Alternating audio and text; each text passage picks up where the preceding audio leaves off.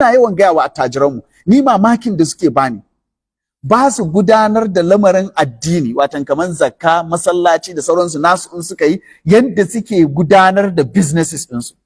Sai mutum ya masallaci ya kashe miliyan 500, amma kawai sai ya bar shi ya kau da kai.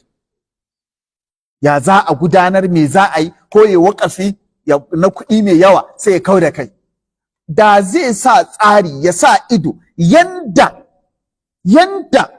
yake gudanar da kamfanoninsa, da amfanin da wannan waƙafin zai yi ko zakkan zai yi. La ilaha illallah. Wallahi ya wuce yadda mutum yake tunani. Talaucinmu da rashinmu mafi yawan shi mustana ne. Akwai ɗaiɗaikun mutane da abin da suke yi zai isa wajen talakawa mabukata, da an rage da yawa daga raɗaɗin da al'umma ke ciki.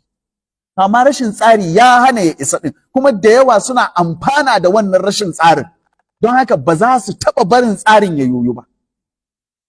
Wannan kamar yadda nace, ba wai a cikin lamarin, cikin komai da komai namu. In ka je civil service ma abin yanda yake faruwa kenan. In ka je harkan zaɓe yanda yake faruwa kenan. Ba wai tsari ne a takarda babu ba, amma wasu da gangar za su ɓata tsarin don su amfana da rashin tsarin, don ya amfane su.